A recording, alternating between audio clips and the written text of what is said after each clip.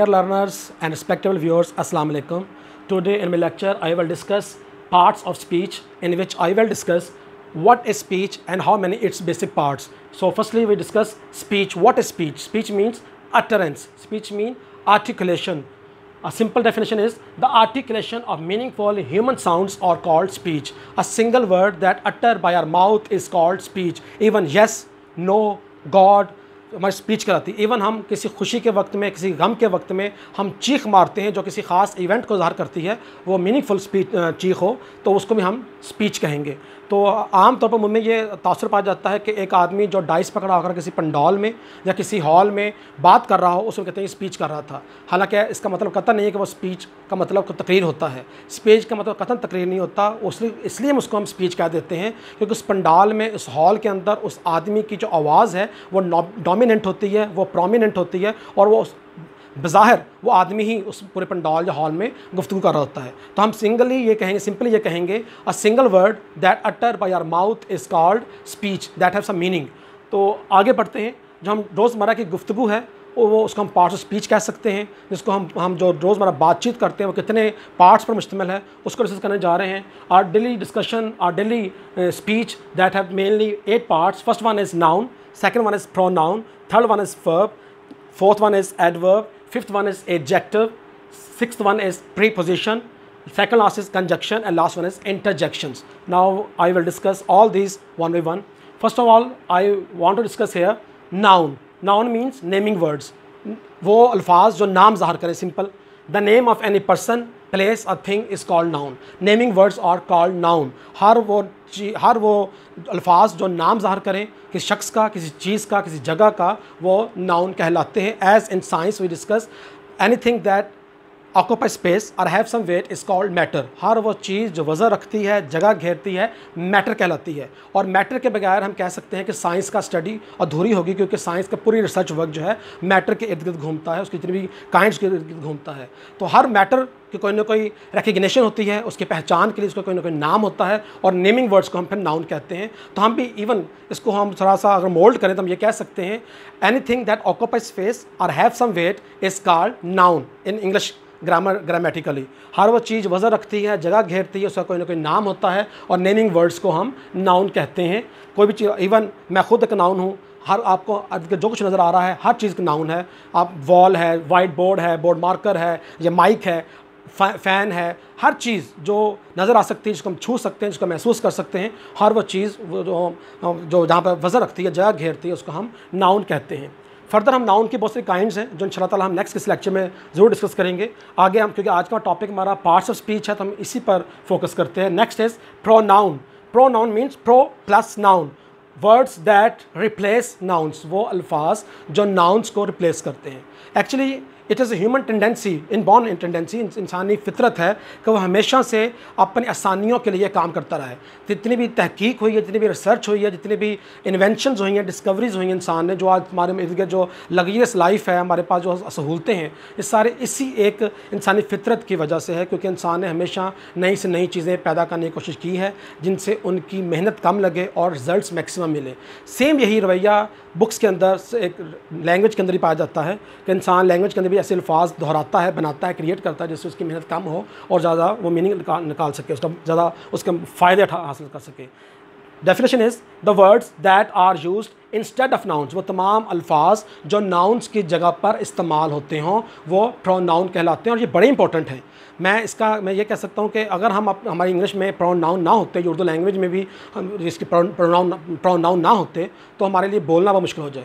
इसकी छोटी सी एक्टिविटी कर सकते हैं कि अगर आपने आपस में किसी दोस्त से, किसी से भी बात करनी है, तो आप 5 मिनट के लिए ये एक्टिविटी, एक एक्सपीरियंस करें कि आपने उस दौरान आपने प्रोनाउन यूज़ नहीं करने, यानी कि I, we, you, he, she, it, ये यूज़ नहीं करने। उर्दू में मैं, हम, आप, तुम, वो, ये ऐसे अल्फाज यूज़ नहीं करने। तो आप यकीन करेंगे आपसे बोला नहीं जाएगा, क्योंकि हम इन्हीं के सहारे बार बार बोलते हैं। मैं बोल रहा हूँ तो मैं अपने लिए महमूद अफजल नहीं कह रहा हूँ, मैं अपने लिए बार बार मैं का वर्ड यूज़ कर रहा हूँ उर्दू के लिए, और इंग्लिश में अपने लिए मैं आई का वर्ड यूज़ कर रहा हूँ। तो ये प्रोनाउन है। जैसे में ऐसे लिखते हैं, Quaid Azam Mohammad Ali Jinnah is a great leader. Quaid Azam Mohammad Ali Jinnah was born in Karachi. Quaid Azam Mohammad Jinnah got his early education from Karachi, then Quaid Azam Mohammad Jinnah went to England for higher education.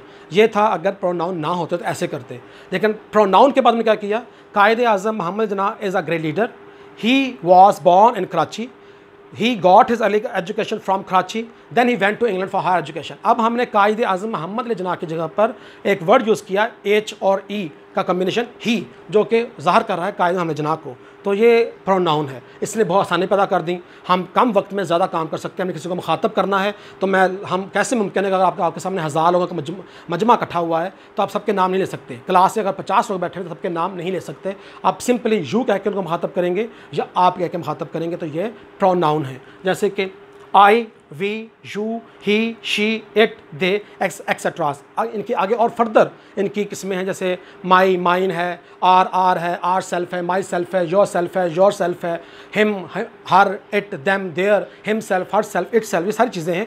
तो इंशाल्लाह आने वाले लेक्चर में उसको डिस्कस करेंगे। इसी तरह ही प्रोनाउन की भी काइंड्स होती हैं, उनको डिस्कस करेंगे। तो नेक्स्ट आगे बढ़ते हैं। आगे है वर्ब। वर्ब हम पहले भी, मैं अपने पिछले लेक्चर में वर्ब को डिटेल्स डिस्कस कर चुका हूँ। पार्ट्स ऑफ सेंटेंस का मेरा लेक्चर ऑलरेडी यूट्यूब पे मौजूद है, अब उस पर देख सकते हैं। हमने वर्ब को बड़ा डिटेल से डिस्कस किया इसके अंदर, इसलिए मैं आज थोड़ा सा उसको लाइटली डिस्कस करूँगा। Verb means activity, verb means work, actual work, actual work that is happening in a sentence. एक फ़िक्रे के अंदर में होने वाला असल काम जो है वो वर्ब कहलाता है। The words that show some activities of nouns, वो तमाम अल्फाज जो नाउन की काम काज को ज़ाहिर करते हैं वर्ब्स कहलाते हैं। जैसे कि गो, जैसे कि रन, वीप, ईट, स्लीप, ये सारे हमारे पास वर्ब्स हैं और इनके बगैर सेंटेंस कंप्लीट नहीं होता। ये हम पहले डिस्कस कर चुके हैं। इनके आगे 4 फॉर्म्स भी होती हैं, तो मैं इसको डिटेल्स डिस्कस इसलिए नहीं कर रहा क्योंकि हम ऑलरेडी इसको पिछले लेक्चर में डिस्कस कर चुके हैं। Next is adverb. एडवर्ब जैसे इसका मीनिंग बता रहा है, एड जमा, वर्ब में जमा करना, मतलब वो तमाम अल्फाज जो वर्ब के मीनिंग में इजाफा करें, उसको ज़्यादा क्लैरिफाई कर दें। The words that add the meaning of verbs, वो अल्फाज जो वर्ब के मीनिंग में मज़ीद इजाफा कर दें, उनको निखार दें, उनमें मज़ीद अच्छाई वाज़े कर दें उसको, तो वो अल्फाज जो होते हैं वो एडवर्ब्स कहलाते हैं। जैसे कि फास्टली, स्लोली, ब्रेवली, ब्यूटीफुली, ये तमाम अल्फाज जो हैं वो एडवर्ब्स कहलाते हैं और अमूमन इनके एंड पर ly आता है, जो इनकी आमतौर पर निशानी समझी जाती है। तो मैं छोटी सी एग्जांपल दूंगा। मैं कहता हूँ ही रन्स, एक सेंटेंस है, ही रन्स, वो भागता है। इसमें ही सब्जेक्ट है एंड रन्स इसमें वर्ब है। अब वो भागता है, कैसे भागता है हमें नहीं पता, वो तेज़ भागता है, वो आहिस्ता भागता है, या वो नॉर्मली भागता है, हमें पता नहीं है। अगर इसमें हम इजाफा कर दें ही रन्स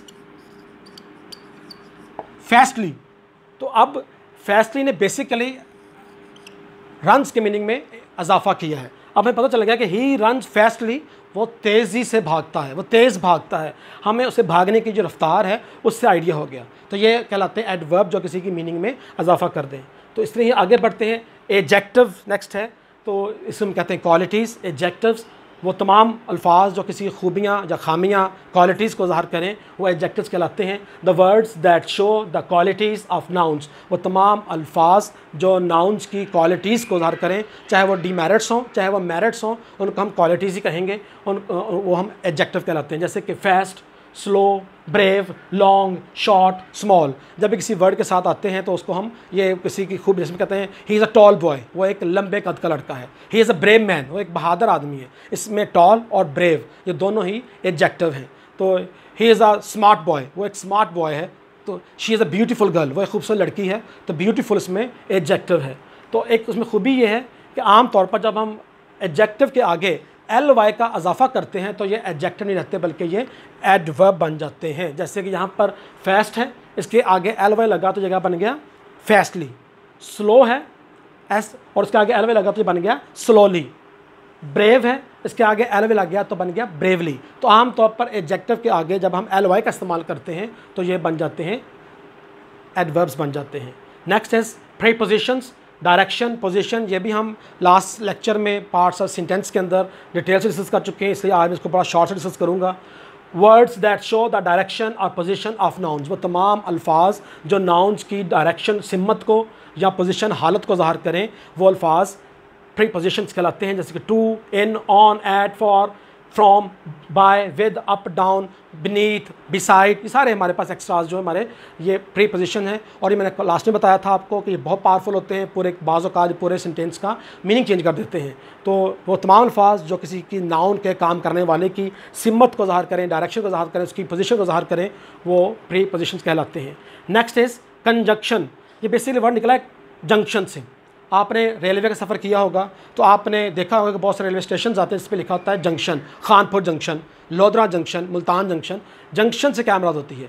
जंक्शन एक ऐसा स्टेशन होता है जो अपने रेलवे ट्रैक के ज़रिए दो मुख्तलिफ सिमत के शहरों को आपस में मिला देता है। एक तो मेन ट्रैक कराची से लाहौर जा रहा है, अब कोई ऐसा शहर जो रेलवे ट्रैक को किसी और एक साइड वाले रिमोट एरियाज़ के इलाके को आपस में मिलाता है, वो जंक्शन कहलाता है। खानपुर जंक्शन इसलिए है कि किसी ज़माने में वहाँ पर रेलवे ट्रैक जाता था चाचा शरीफ के लिए, ज़हर पीर के लिए, इस तरह इस एरियाज़ के लिए, तो हम उसको कहते थे। इसलिए मुख्तलिफ शहरों को, चाचा शरीफ को, ज़हर पीर को आपस में लाता था मेन ट्रैक के साथ, उनको कहते हैं जंक्शन। तो यहाँ पे वही वर्ड है conjunction, joining words, the words that combine two or more sentences. वो तमाम अल्फाज या दो से ज़्यादा जुमलों को आपस में मिला दें, वह कहलाते हैं कंजंक्शंस। जैसे कि and, but, because, so, therefore, however, moreover, etcetera. ये सारे के सारे अल्फाज जो हैं ये हमारे एज वेल एज सारे अल्फाज जो हमारे पास कंजंक्शन कहलाते हैं। जैसे मैं कहता हूँ he works very hard, he did not pass the exam. दो मुख्तलिफ सेंटेंसेस हैं, he works really hard, he did not pass the exam, या ही वर्कड रियली हार्ड। तो उसको हम लाएंगे तो क्या करेंगे? He worked really hard but did not pass exam. He worked really hard but did not pass exam. इसमें but ने दो फिगर आपस में जोड़ दिया। मैं कहता हूँ Ali goes to Rahim Khan, Sakib goes to Rahim Khan. हम इसको दो अलग सेंटेंसेस में कहते हैं, Ali and Sakib go to Rahim Khan. तो हम इस तरह उसको आपस में मिला सकते हैं। तो ये दो जुमलों को आपस में मिलाने के लिए इस्तेमाल होते हैं। और last one is interjection. Interjection expressing inner feelings. बाज़ औक़ात हम वो तमाम अल्फाज जो हमारे अंदर की ऑटोमेटिकली स्पॉन्टेनियसली हमारी जो फीलिंग्स को ज़ाहिर करें, वो अल्फाज जो कहलाते हैं वो हमारे इंटरजेक्शन कहलाते हैं। जैसे कि हम किसी खुशी के वक्त, हम कोई खुशी खबर मिले हमें तो हम हुर्रा कहते हैं, आहा कहते हैं, चीख मारते हैं। या हम कोई गम की खबर मिले तो हम अफसोस के साथ उफ़, ओ नो, ओ गॉड जैसे वर्ड यूज़ करते हैं। ये सारे इंटरजेक्शन कहलाते हैं। जैसे कि words that show inner feelings in extreme happiness और extreme sadness, in or excitement. वो तमाम अल्फाज जो हमारी शदीद खुशी के वक्त, शदीद हैरानगी के वक्त, शदीद गम के वक्त हमारे अंदर की फीलिंग्स को ऑटोमेटिकली स्पॉन्टेनियसली वो एक्सप्रेस करें, वो कहलाते हैं इंटरजेक्शन। जैसे कि hurrah, aha, alas, alas his father has, जैसे मैं कह दूँ कि alas his I have lost my pen, hurrah we have won the match, aha I got my first position. तो इस तरह के वो अल्फाज कि जो हमारी अंदर की फीलिंग्स को शदीद खुशी के वक्त, शदीद गम के वक्त ज़ाहिर करें, वो अल्फाज जो हैं वो इंटरजेक्शन कहलाते हैं। और बाज़ औक़ात इंटरजेक्शन जो हैं वो सोसाइटी के मुताबिक थोड़े से डिफरेंट भी होते हैं। हम ये भी कह सकते हैं कि उर्दू लैंग्वेज में और होंगे, इंग्लिश में और होंगे, इस तरह कुछ इन एलीट क्लास के कुछ और भी हो सकते हैं, एजुकेटेड पर्सन कुछ और हो सकते हैं, अनएजुकेटेड के कुछ और हो सकते हैं। तो जैसे हम इवन हमारे ख़वातीन अक्सर गाँव में कहती है हक हा, तो ऐसे ये भी एक इंटरजेक्शन है। तो इस तरह के बहुत सारे वर्ड्स जो होते हैं जो इंटरजेक्शंस को ज़ाहिर करते हैं, जो हमारे अंदर की फीलिंग्स को ज़ाहिर करते हैं। तो लर्नर्स, आज हमने बेसिकली डिस्कस किया है पार्ट्स ऑफ स्पीच को, कि स्पीच क्या होती है, हमारे 8 पार्ट्स क्या होते हैं। उम्मीद है कि मैंने बड़ी डिटेल से कोशिश की है आपको एक्सप्लेन करने की, बिल्कुल सिंपल वर्ड्स में आपको ज़रूर समझ आई होगी। अगर कोई इशू हो तो आप मुझसे बिल्कुल इस पर मज़ीद फर्दर कोई गाइडलाइन लेना चाहें तो मैं डिस्क्रिप्शन में अपना व्हाट्सएप नंबर इंटर कर दूँगा, तो आप मुझसे रब्ता कर सकते हैं। इंशाल्लाह मैं आपको फ़ौरन रिप्लाई करूँगा। तो आज के लिए इतना ही था। शुक्रिया, थैंक यू।